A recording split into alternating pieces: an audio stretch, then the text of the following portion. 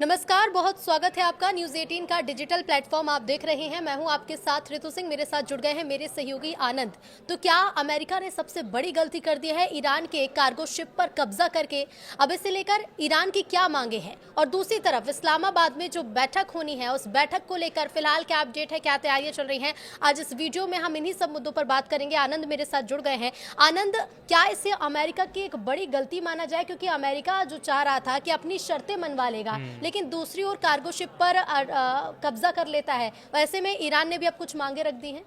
बिल्कुल, ईरान ने मांग रख दी है और ये मांग जो है कि वार्ता से जुड़ा हुआ है। जो इस्लामाबाद में बैठक होने वाली है उस बैठक से जुड़ा हुआ ये मांग है। इसलिए है क्योंकि ईरान ने पहले ही जो शर्त रखी थी कि नाकेबंदी आपको हटानी पड़ेगी, यानी कि जो ईरानी बंदरगाहों पर नाकेबंदी लगा करके रखा है अमेरिका, उसको हटाने की बात कहा है ईरान ने। उसके साथ साथ ये भी कहा है कि जो बीते दिनों उनके कार्गो शिप को कब्जा किया गया है अमेरिका के द्वारा या यूएस नेवी के द्वारा, उससे पहले आपको छोड़ना पड़ेगा, तभी कोई बात बन सकती है। यानी कि जो बैठक होने वाली है, बैठक से पहले ये अमेरिका को ये शर्तें दोनों माननी पड़ेगी।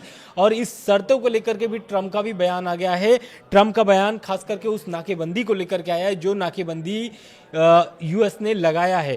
जो ईरानी बंदरगाह है वहां से कोई भी जहाज गुजर नहीं रहा है। क्यों? क्योंकि यूएस की नाकेबंदी की वजह से सारे जहाज मतलब एक तरीके से फंसे हुए हैं। और इसको लेकर के कितना नुकसान हो रहा है ईरान को, ये खुद ट्रंप बता रहे हैं। पोस्ट करके वो खुद बता रहे हैं कि ईरान के इसमें कितने नुकसान हो रहे हैं। ऐसा नहीं है कि यूएस को नुकसान नहीं हो रहा है, यूएस को प्रतिदिन अरबों डॉलर खर्चे करने पड़ रहे हैं इस युद्ध को लेकर के। लेकिन क्या इसमें ईरान को भी भारी नुकसान हो रहा है? तो इस पर ट्रंप का जवाब भी आया है।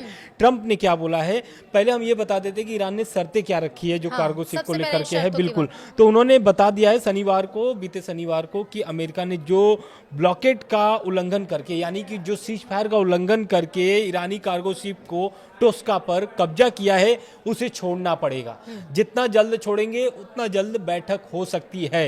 हालांकि बैठक के लिए भी अभी नए नए अपडेट्स आए हैं, हम आगे बात करेंगे कि बैठक में अभी क्या है, क्या अमेरिका ईरान की शर्तें, जो दोनों शर्तें वो मान लिए। इसके बाद हम आते हैं कि जो डोनाल्ड ट्रंप ने जो बयान दिया था, डोनाल्ड ट्रंप ने एक पोस्ट डाली है इसी संबंधित, जो ईरानी कार्गो शिप टोस्का था उस पर कब्जे के बाद ट्रंप का बयान आता है। और ट्रंप बोलते हैं कि ईरान को 6 घंटे तक की चेतावनी दी गई थी, 6 घंटे तक लगातार ईरान को चेतावनी दी गई थी, लेकिन उसके बाद उस कार्गो शिप से कोई भी जवाब नहीं आता है। इसके बाद ये एक्शन लिया गया है। यानी कि अभी भी जो ईरानी कार्गो शिप है वो अमेरिका के कब्जे में है। बिल्कुल बिल्कुल। तो ये डोनाल्ड ट्रंप की तरफ से भी कुछ बड़ी बातें कही गई हैं, शर्तें भी ईरान ने रख दी हैं, लेकिन दूसरी तरफ इस वक्त का इस पूरी टेंशन को लेकर जो एक बड़ा मुद्दा चल रहा है वो ये है आनंद कि इस्लामाबाद में जो बातचीत होनी है, हालांकि अभी तक की बैठकों से कोई भी सकारात्मक, कोई भी पॉजिटिव रिजल्ट नहीं आया है सामने, लेकिन इस बार की बैठक को लेकर सबकी नजरें कि इस बार बैठक में क्या हो सकता है, बैठक होगी या नहीं होगी, इसे लेकर भी कई सवाल हो रहे हैं। तो फिलहाल बैठक को लेकर क्या अपडेट? बैठक तो देखिए होना है, बैठक तय है और बैठक के नतीजे क्या होंगे ये महत्वपूर्ण रखता है। बैठक तो होना है, इस्लामाबाद में बैठक होगी और इसमें पाकिस्तान के साथ तुर्की और मिस्र दोनों मध्यस्थता के रूप में हैं। बैठक के लिए जेडी वेंस जो है कि वाशिंगटन से निकल करके इस्लामाबाद की तरफ निकल चुके हैं, यानी कि रवाना हो चुके हैं अमेरिका से पाकिस्तान के लिए। साथ ही उनके साथ स्टीव विटकॉफ और कुशनर भी हैं। लेकिन साथ में जो इसके पहले जो ट्रंप ने पोस्ट किया है, खास करके उस पे हम थोड़ा जोर लगा डालते हैं, क्योंकि जो डोनाल्ड ट्रंप ने कहा है कि अमेरिका ईरानी जो बंदरगाह है उस पर जो नाकेबंदी लगा करके रखा है वो तब तक नहीं हटाया जाएगा जब तक ईरान के साथ कोई समझौता नहीं हो जाता है। यानी वो साफ तौर से बोल रहे हैं कि पहले आप डील करो, तब जाकर के आपके नाकेबंदी हटेगी। यानी कि उसे एक जरिया ट्रंप ने बना लिया। बिल्कुल। साथ ही उनका एक बयान भी है, उस बयान में वो साफ तौर से तो नहीं कहा है, लेकिन हाँ उन्होंने ये कहा है कि युद्ध खत्म करने के लिए दूसरे दौर की बातचीत होगी या नहीं होगी, ये सस्पेंस बना हुआ है। साथ ही साथ डोनाल्ड ट्रंप ने एक पोस्ट डाला है। पोस्ट में उन्होंने कहा है कि नाकेबंदी ईरान को पूरी तरह से तबाह कर रही है। वे हर दिन $500 मिलियन गंवा रहे हैं।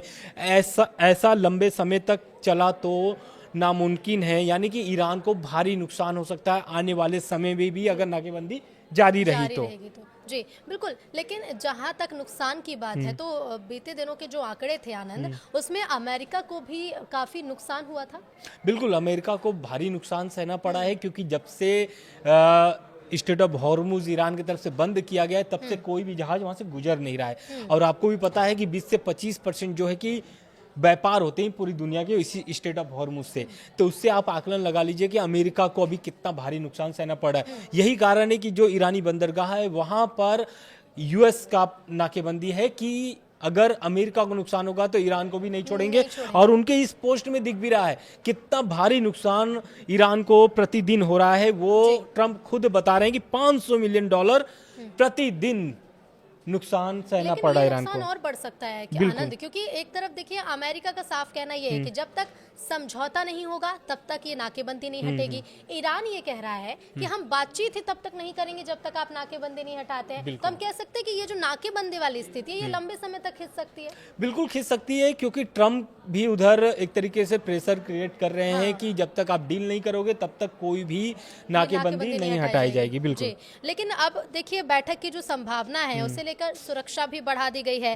बैठक में अमेरिका के जो प्रतिनिधित्व करने वाले जेडी वेंस, उन्हें लेकर क्या अपडेट है इस बैठक में शामिल जेडी होने वेंस को देखिए जो कि पाकिस्तान के लिए रवाना हो चुके हैं। साथ ही साथ ये खबर भी आ रही है कि इस्लामाबाद जो वार्ता है उसमें नया ट्विस्ट देखने के लिए मिला है। खबर यह है कि ट्रंप जो है इस बैठक में यानी कि जो इस्लामाबाद में वार्ता होने वाली है उसमें शामिल हो सकते हैं, लेकिन वो शामिल होंगे तो वर्चुअली शामिल हो सकते हैं। उनकी जो प्रेजेंस है यानी कि मौजूदगी उनकी बिल्कुल इस्लामाबाद में ऑनलाइन, हाँ ऑनलाइन वो शामिल हो सकते हैं, ऑनलाइन जुड़ सकते हैं।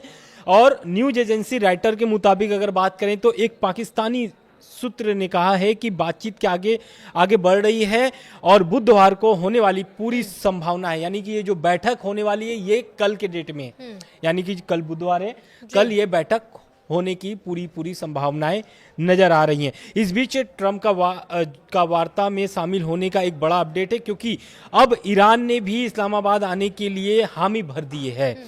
ऐसा इसलिए क्योंकि हामी इसलिए भरी है, ये जो सूत्र बता रहा है पाकिस्तानी सूत्र, क्योंकि पाकिस्तान भी चाहता है कि ये जो दूसरी बार की वार्ता जो होने वाली है इस्लामाबाद में, हाँ इस बार ये कैसे भी करके सफल हो जाए। क्योंकि आपको भी पता है कि कई चरणों में अमेरिका और ईरान की बैठक हो चुकी है और इसका पूरा क्रेडिट जो है कि पाकिस्तान लेने के चक्कर में पड़ा हुआ है कि अगर इस्लामाबाद में बैठक सफल होती है तो एक तरीके से इसमें पाकिस्तान पूरी तरीके से अपना पीठ थपथपाएगा, खुद ही यानी कि थपथपाएगा। पाकिस्तान की अगर भूमिका को लेकर बात की जाए तो फिलहाल पाकिस्तान ये चाह रहा है कि अगर ये बैठक सफल हो और सफल हो तो इसके पीछे का क्रेडिट पाकिस्तान को जाए। बिल्कुल क्रेडिट, और ये ट्रंप भी एक तरीके से जो रणनीति अपना रहे हैं उसमें यही दर्शा भी रहा है क्योंकि देखिए मुनीर को एकदम आगे रखे हुए हैं, जो उनके सेनाध्यक्ष हैं आशिर मुनीर, उनको आगे रखा गया है। और इस बार जो बैठक होने वाली है इस बार भी वो ही मध्यस्थता के रूप में होंगे दोनों तरफ से। साथ ही साथ एक खबर और भी आ रही है कि बुधवार को तेहरान और वाशिंगटन के बीच 2 हफ्ते का जो युद्ध विराम हो रहा था वो बुधवार को खत्म हो रहा है, यानी कि कल वो खत्म हो रहा है। तो कल बहुत अहम दिन है कि आगे बढ़ेगा या नहीं बढ़ेगा, क्योंकि ये बहुत अहम दिन माना जा रहा है। आपको भी पता है कि युद्ध विराम का उल्लंघन दोनों देशों की तरफ से लगाया गया है, अमेरिका की तरफ से भी, ईरान की तरफ से। ईरान की तरफ से तो खास करके लगाया गया है क्योंकि उनके कार्गो विमान पर कब्जा हुआ है, तो एक तरीके से ये साफ दर्शाता है कि ये उल्लंघन है, ये ईरान का आरोप है। बिल्कुल। लेकिन ये भी बताइएगा आनंद कि आखिर ये बातचीत सफल क्यों नहीं हो पा रही? शर्तें और अपनी तरफ से प्रेशर बनाने की कोशिश भी चाहे ईरान हो चाहे अमेरिका हो, दोनों कर रहे हैं। उल्लंघन के आरोप भी दोनों ही देशों ने एक दूसरे पर लगा दिए हैं। लेकिन अभी मुख्य रूप से कौन से वो मुद्दे हैं जिन पर पेच फंसा हुआ है कि बातचीत सफल नहीं हो रही है? देखिए उनकी जो ईरान की जो शर्तें हैं उस पर हामी भरने के लिए तैयार नहीं है अमेरिका। खास करके जो इस वार्ता में बातचीत हो रही है वो यही हो रही है कि मिसाइल कार्यक्रम के बजाय यूरेनियम संवर्धन स्तरों पर और हॉर्मुज पर ज्यादा ध्यान दिया जा रहा है। यानी कि आप समझिए कि स्टेट ऑफ हॉर्मुज और यूरेनियम जो उनके पास 60% यूरेनियम जो जुटा करके रखे हुए हैं उसको दूसरे देश में शिफ्ट करने की बात हो रही है। अमेरिका तो चाह रहा है कि वो अमेरिका के कब्जे में ही पूरे यूरेनियम आ जाए, इस पर ही मामला पूरा अटका हुआ है। और इस मामले को लेकर के एक तरीके से जो अमेरिका ब्लॉकलेट नहीं छोड़ रहा है, यानी कि जो बातचीत उनकी हो रही है पूरा इसी पर अड़ा हुआ है अमेरिका की, ये यूरेनियम और साथ में state of Hormuz. State of Hormuz हम आपको बता दें पहले नहीं था, ये लड़ाई जब शुरू हुई है 42-45 दिन की लड़ाई शुरू हुई है, इसमें ईरान को अपने स्टेट ऑफ हॉर्मुज की महत्वता समझ में आई है और यही कितना महत्वपूर्ण है। बिल्कुल। साथ ही साथ एक रिपोर्ट में यह भी कहा गया है कि स्टेट ऑफ हॉर्मुज पर ईरान के प्रभाव को लेकर एक तरह की अप्रत्यक्ष स्वीकार्यता दिखाई दे रही है, जहां से वो वैश्विक तेल का बड़ा हिस्सा गुजरता है। बिल्कुल। साथ ही साथ यूरेनियम संवर्धन की बात कर लें तो यूरेनियम संवर्धन की जो मांग हो रही है, अपने यूरेनियम भंडार को विदेश भेजने का जो प्रस्ताव है उसको पूरी तरीके से खारिज कर दिया गया है ईरान की तरफ से।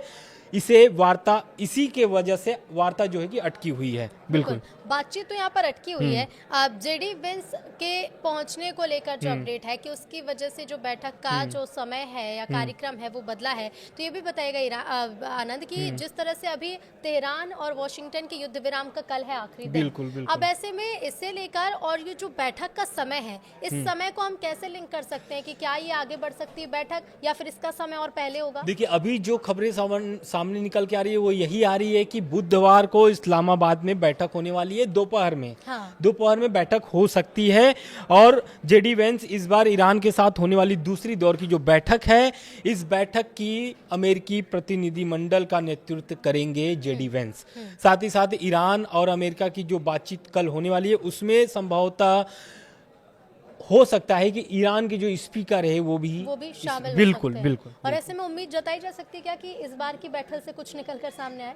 निकल के सामने आ सकता है अगर दोनों देशों जो शर्त रखे हैं उसमें थोड़ा ढील देंगे तब, क्योंकि ईरान की जो शर्तें वो समझिए कि कितना महत्वपूर्ण ईरान के लिए होता है। स्टेट ऑफ हॉर्मुज ईरान के लिए कितना महत्वपूर्ण है और यूरेनियम कितना महत्वपूर्ण है। जब आयतुल्लाह अली खामनेई साहब थे, उनका जब बयान मैं कोट कर रहा हूँ, वो बोल भी रहे थे कि यूरेनियम जो उनके पास है वो परमाणु बम बनाने के लिए नहीं है, परमाणु बम ईरान के लिए हराम है।